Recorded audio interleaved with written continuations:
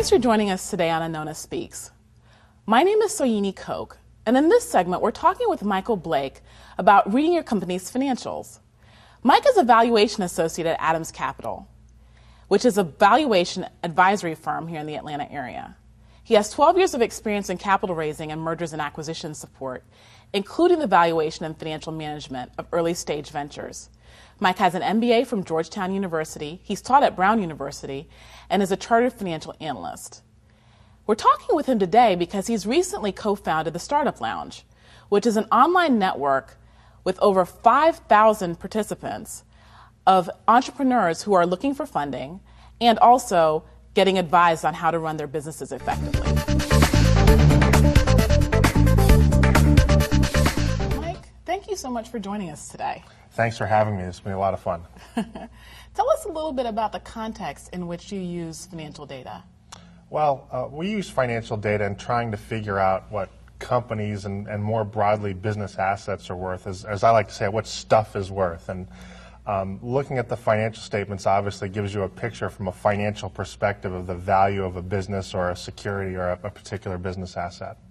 And what kind of reports do you generate? Well, it's not so much the reports that we generate, but the reports that we use. We rely heavily on a cash flow report or cash reporting perspective, mainly because the common wisdom, if you will, out in the marketplace is that cash is king right now. And if you want to know what the value of an asset is, figure out the kind of cash it's generating, and that gives you a pretty good idea.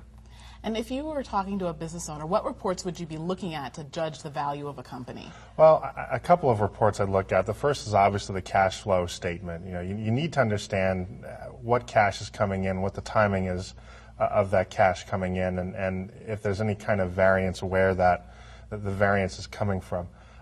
Secondly,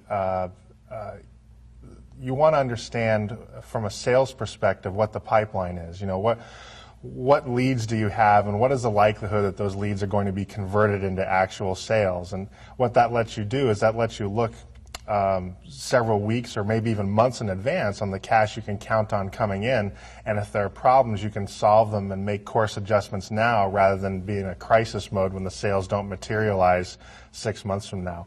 And then finally, we like to look at accounts receivable aging statements. And what that means in more layman's terms is you take a look at the accounts receivable or the money that is owed to the company and find out how long it's taking to collect. And that may signal a couple of things. It may signal that the company may be having difficulty or may be very good at collecting, or maybe the company's customers have very high quality financial backing, which means your accounts receivable are fairly current.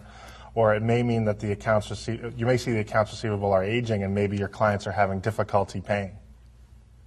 When you're looking at the statements that you mentioned, the cash flow statement, the sales report, and the accounts receivable report, what exactly are you looking for in terms of tying those to the company's value? Yeah, well, all three of them tie into value in that they provide the story of what the company's done up to the present day. Now, where company value really comes into play, especially if you don't have a lot of fixed assets like a manufacturing company or something like that, is what is the company likely to do in the future? And the AR reports and the sales reports both contribute to that story. The sales report tells you where leads and prospects are in the sales process and what is the likelihood and the timing of closing of those sales and what's the path to converting that into actual cash. From an accounts receivable perspective, that gives you an idea of how competent the company is at collecting on the sales that it's made. Very few companies do business cash on the barrel at the time of service. Maybe a catering company or something. Most service and manufacturing companies give you some kind of net 30 payment terms. That's an important element to manage. Now, the cash flow statement and the projections are really the biggie. We look at what we call free cash flow, which is the cash flow from operations less the investment that the company has to make in capital assets over time. And so we look at that a number of years out in the future with some exit happening, say 5 years, 3 years, 5 years, whatever the number is. And then we apply what's called discounting to those cash flows back to the present day. And Discounting is the finance geek's way of saying that a bird in the hand is worth two in the bush. If you know the two birds in the bush are discounted by 50% to the bird in the hand. And that's what happens with cash flows going into the future. So what we do is we try to figure out what that discount rate should be. And the discount rate is generally a function of the overall risk level of the company and the required return on the part of investors to buy those cash flows, which is also driven by the riskiness or the likelihood that that cash flow level will actually materialize in the future. And if you were going to put together a scorecard, so you mentioned 3 different reports. You mentioned the cash flow statement, you mentioned the AR, and then you also mentioned the sales pipeline, some sort of sales reporting, sales report. What kind of scorecard, if you were looking at you're talking to an entrepreneur who's trying to increase the value of his or her company, what scorecard would you put together? Well, in terms of what I think you're asking is in terms of weighting those 3 statements, clearly that the track record of being able to generate cash is really important. So I'd say that the current and historical cash flow statements are very important.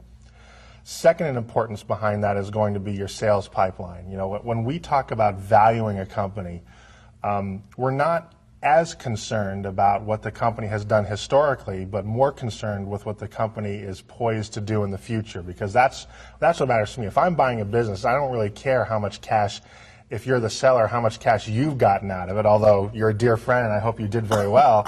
But I want to have an understanding of what cash I'm going to be able to pull out of it over time. So having that forward-looking perspective is very important. And then the accounts receivable are important because they are important, as I stated before, because you have some understanding of the company's ability to collect. It's one thing to sell. It's another thing entirely to collect. And you run into many cases where companies sell a lot of product or claim they're selling a lot of product, but if you're not actually collecting on the sales, you know, the accountant says it's a sale, but from a valuation or buyer's perspective, is that really a valuable sale? It may not be. How often should a business owner be evaluating this data? Well, I think on a cash flow basis, assuming the company's not in crisis. If the company's in a crisis mode, you ought to be looking at it daily. But if you're simply in a normal operating mode where you think things are going fairly well and the financial viability of the company is not in question, then I tend to look at the cash flow and the accounts receivable statements on a monthly basis. That should be sufficient, and the sales pipeline on a weekly basis. And looking at the sales pipeline on a weekly basis is important, not as much from a financial perspective, but from a strategic and management guidance perspective. You know, salespeople are creatures of motivation. They're creatures of the short term by nature. And if you let things kind of slide for 3-4 weeks at a time without checking in and holding people accountable, you can wind up having some surprises that you'd rather not have.